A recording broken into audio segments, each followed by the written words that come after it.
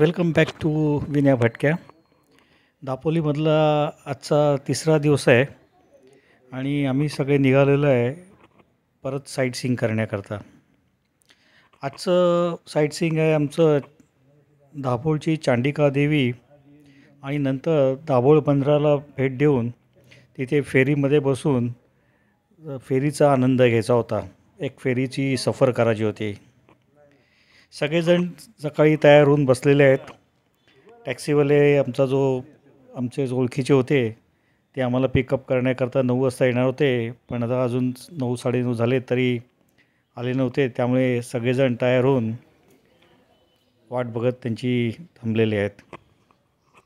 हा जो दिसतोय हा माझा किशोर आहे, अतुल साहेब आहेत.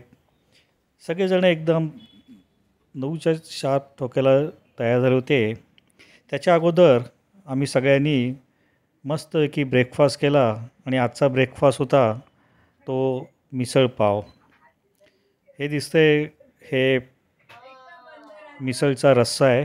काय छान असा मस्त असा रस्सा होता. नंतर इथे फरसाण ठेवलेलं आहे, शेव आहे आणि वरची मिसळवर टाकण्याकरता तर्री आहे, कांदा आहे. तरी ज्याला कोणाला तिखट पाहिजे असेल त्याच्याकरता सेपरेट ह्या 2 डब्यामध्ये मीडियम आणि स्पायसी अशी तर्री होती. टेबलावर सगळा मिसळीचा बेत लावून ठेवला होता. जसजसा कोण फ्री होत होता तो आपापली डिश आपापला तिखटपणा टाकून मिसळ बनवत होता. मिसळपावचा बेत एकदमच झकास झाला. सगळेजण तृप्त झाले मिसळपाव खाऊन, कारण आता आम्हाला जवळजवळ 1-1:30 वाजेपर्यंत फिरायला जायचं होतं आणि परत 2च्या सुमारास जेवण्याकरता घरी परत यायचं होतं. बघा काय सुंदर असा रस्सा आहे, भरून एकदम रस्सा आहे आणि 2 बाजूला आहे ते तिखट आणि ही एक डिश तयार झालेली आहे मिसळपावची. हे माझ्या बहिणीच्या घरातनं काय बाल्कनीमधून दिसणारं दृश्य आहे.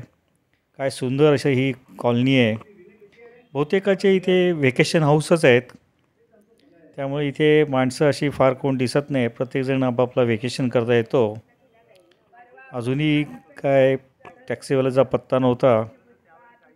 थंडी तर मस्तच पडली होती. 9 साडेनऊ झालं तरी गारवा हा एकदम झकास होता. दापोली म्हटलं का त्याला मिनी महाबळेश्वर म्हणतात आणि हे एक प्रकारचं हिल स्टेशनच आहेत. हे बघा लेडीजसुद्धा एकदम तयार होऊन ह्याची वाट बघते. आमची एक दुसरी गाडी तयार होती, पण अजून एक गाडी यायची होती. हे आमचे अरुण साहेब आहेत, उन्हामध्ये मस्त की बसलेले आहेत. दापोलीची हवा एकदम झकास अशी हवा आहे आणि थंडीच्या दिवसात तर फारच मस्त आहे. हे दिसते ह्या 2 बिल्डिंग आहेत. ह्या 2 बिल्डिंगमध्येच माझी बहीण आणि माझ्या भावाचा फ्लॅट आहे आणि तिकडेच आम्ही सगळेजणं 3 दिवस आमचा मुक्काम होता. आजूबाजूचं पण बघा, तिथे किती सुंदर असे बंगले आहेत. लोकांनी छान बंगले बांधलेले आहेत. लोकच आहेत ती. आजूबाजूला झाडी पण बघितली तर एकदम ग्रीनरी आहे. आंब्याची झाडं आहेत, नारळाची, अशी बऱ्याच प्रकारची झाडं तुम्हाला दापोलीमध्ये दिसतील आणि दापोली एकदम ग्रीन बेल्ट म्हणून पण म्हणता येईल. जरी जंगलतोड होत असेल तरी दापोलीमध्ये बऱ्याच ठिकाणी अजूनही खूप चांगली अशी ग्रीनरी ठेवलेली दिसते आणि पावसाळ्याच्या नंतर जर आपण आलो इथे तर एकदम लश ग्रीन अशी दापोली दिसते. दापोली एक फिरण्याकरता उत्कृष्ट ठिकाण आहे. दापोलीमध्ये राहायचं 3 दिवस आणि मग तिथून निरनिराळ्या ठिकाणी स्पॉटला जायचं. सकाळी जाऊन संध्याकाळी परत येऊ शकतो. तुमची गाडी असेल तर उत्तमच, नसेल तरी इथे रिक्षावाले, टॅक्सीवाले आपापली गाडी भाड्याने देतात आणि त्या नंबर ऑफ स्पॉट्सच्या प्रमाणे पैसे घेतात. ही आमची गाडी तयारच आहे. तर आता बघूया किती वाजता आमची दुसरी गाडी येते आणि त्या याने मग आम्ही निघायला सुरुवात करणार आहोत. हे गेट पण बघा किती गार्डन मस्त केलेलं आहे या सोसायटीमध्ये, त्यामुळे तुम्ही संध्याकाळी फिरायला पण येतं.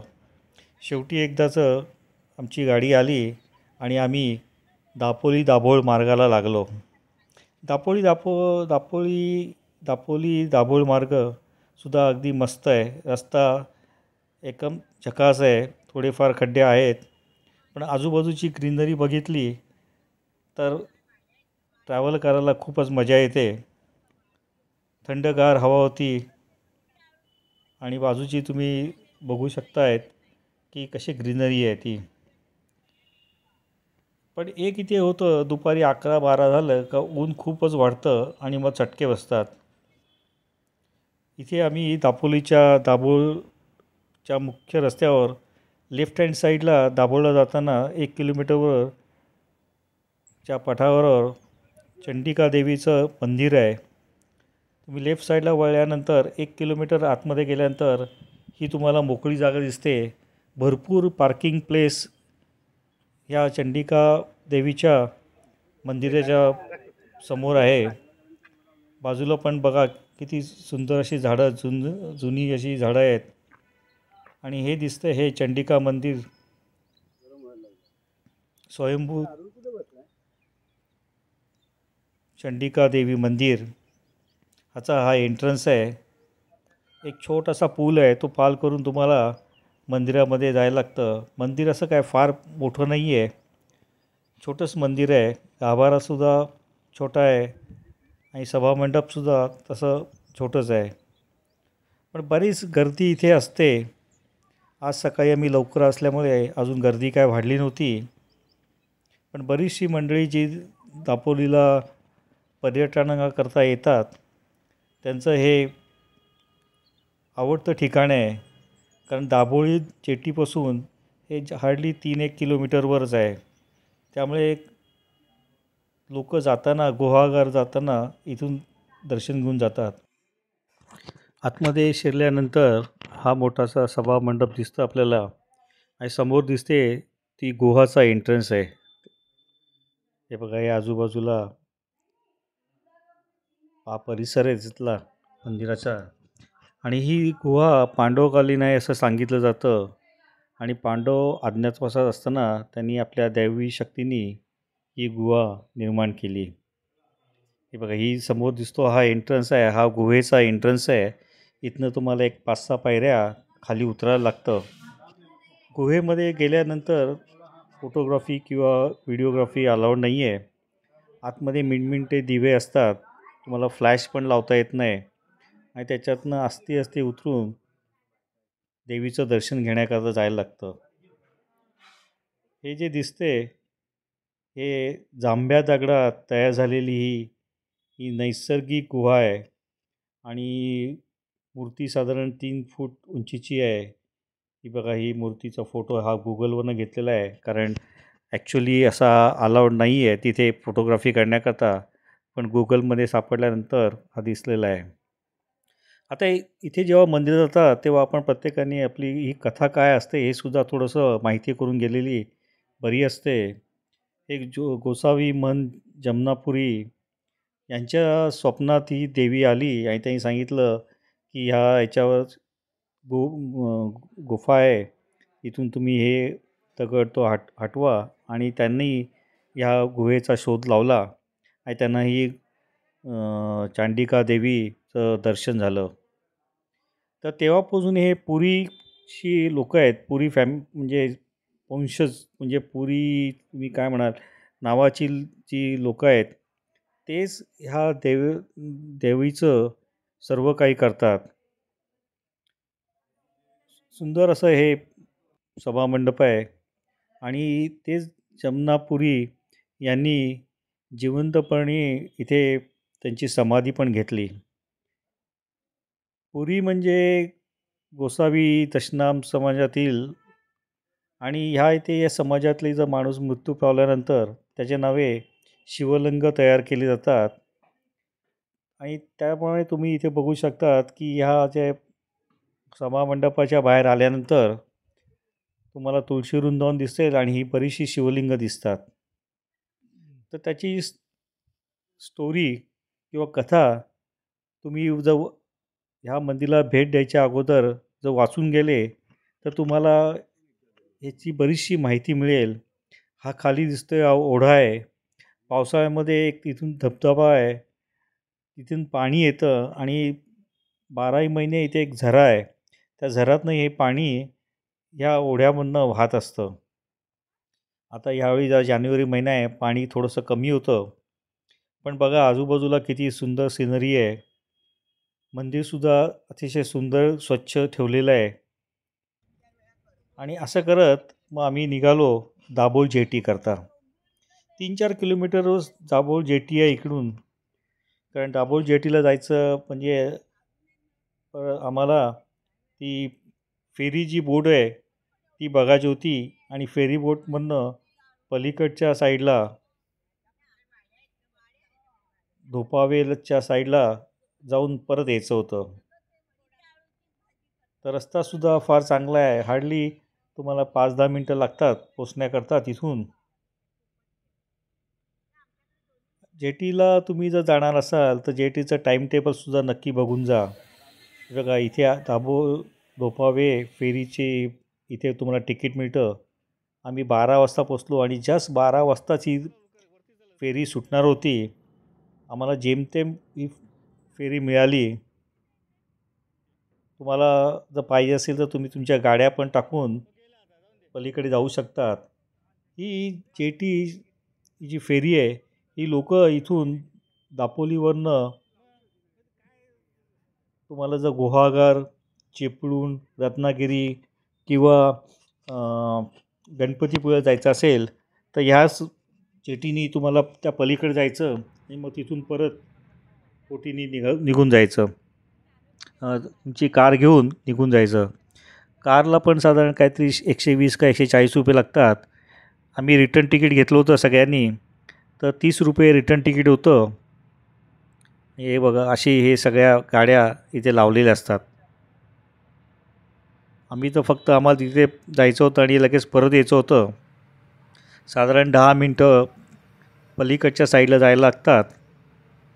या बघा किती दूर फेरी आपल्या महाराष्ट्रामध्ये कोकणाच्यासाठी आहेत त्याची माहिती दिलेली आहे. तर तिकडे पलीकडच्या साईडला जाण्याकरता 10 मिनटं लागतात.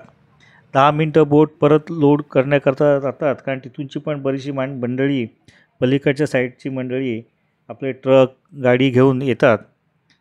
तर 10 मिनटं तिथे थांबते आणि 10 मिनटांनी परत येते. असे करत आम्ही 12 वाजता निघालो आणि 12:30च्या सुमारास परत आलो. नेक्स्ट फेरी होती 12:40 वाजता. नेटवर तुम्हाला या फेरीचं टाईम टेबलसुद्धा मिळेल. त्यामुळे तुम्हाला जर ह्या फेरीमधनं चक्कर मारायची असेल तिकडे जाऊन तर नक्कीच टाईम टेबल बघून त्याप्रमाणेच तुम्ही तुमचं ट्रॅव्हल अरेंज करा. नाहीतर तिकडे जाऊन उगाच एक अर्धा पाऊण तास तुमचा वेस्ट होईल. एक वेळ जाण्याकरता ही फेरी अतिशय सुंदर आहे. बघण्याकरता सिनरी पण छान आहे. ही नदी आहे मला वाटतं वशिष्ठ नदी आहे आणि त्याच्यावर ही फेरी चालते. आता पलीकडच्या साईड धोपावीच्या साईडला फेरी लागली आणि आता बघा हे सगळे मोटर ट्रक हे आपापल्या गाड्या तिथे बाहेर काढत आहेत आणि समोर जो रोड दिसतोय त्याच रोडवरनं पुढे तुम्हाला गुहागर, चिपळूण, रत्नागिरी त्या साईडला जायला रस्ता आहे. अनुभव घेण्याकरता अतिशय चांगली अशी ही फेरी आहे. तुमच्याबरोबर लहान मुलं असतील तर त्यांना तर ही नक्कीच आवडेल. खूप सारे फोटोग्राफ्स तुम्हाला घेता येतात कारण आजूबाजूची सिनरी पण एक सुंदर सिनरी आहे. हवा पण भरपूर जोरात चाललेली असते कारण समुद्रावरची हवा येते.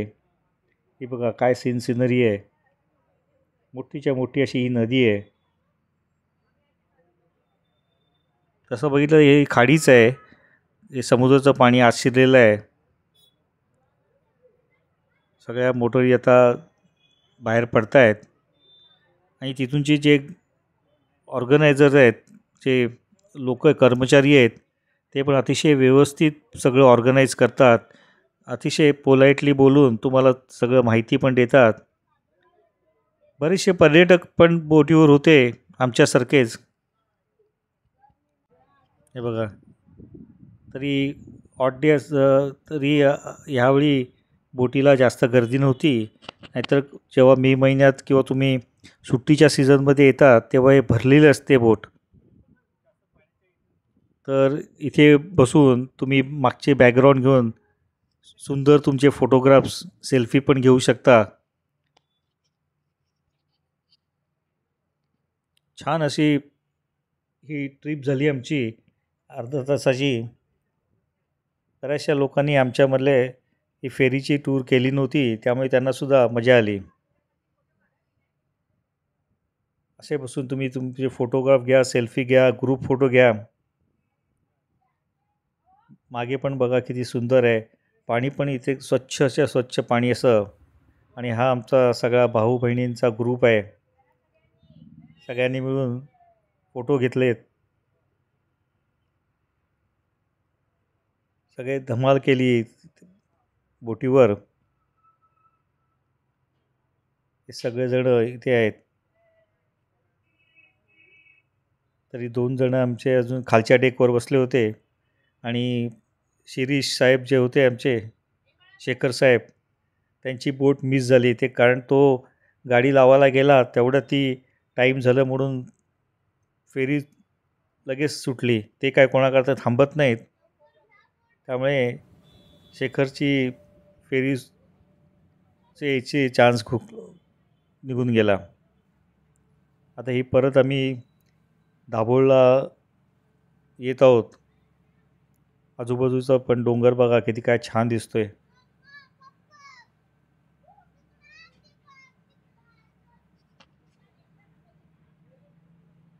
समोर दिसते इथे ती बोट लागेल. आणि सगळेजण फोटोग्राफी करण्यात बिझी होते. पाणी पण बघा किती निळं पाणी आहे. पावसाळ्यानंतर आल्यानंतर तर सिनरी, अप्रतिम सिनरी तुम्हाला मिळू शकते. काय काय सुंदर आहे बघा व्ह्यू.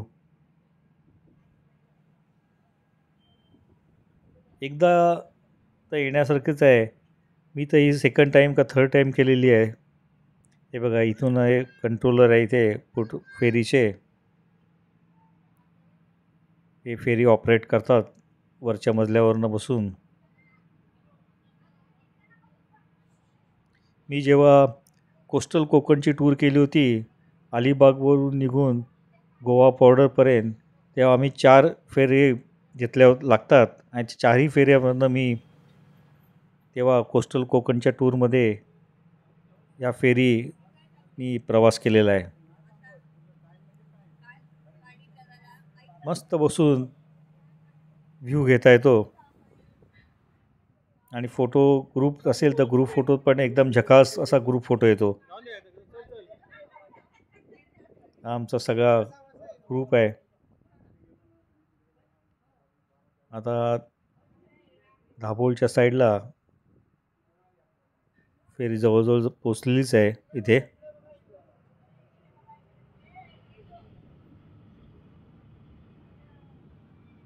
छान प्रवास झाला आमचा सकाळचा.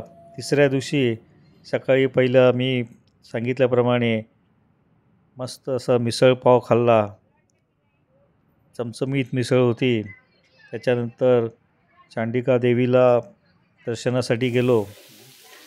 आणि बोटीचं फेरी झाल्यानंतर घरी आलो. तर घरी नेहमीसारखंच मस्त की पेत होता. सुरमई तळण्याचा कार्यक्रम चालू होता. या सगळ्या सुरमई लावून ठेवलेल्या आहेत.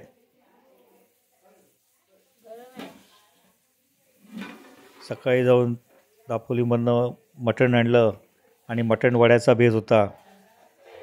दापोलीला मटणसुद्धा बुधवार, शुक्रवार आणि रविवारीच मिळतं. ह्या सुरमई तळण्याचा कार्यक्रम चालू आहे. तर आजचा रविवारचा बेत होता मटण वडे, सुरमई आणि गाजरचा हलवा. सलाड पण होतं बघा. हे बुफे टाईप लावलं होतं. प्रत्येकाने आपल्या पाय ते घेत होते.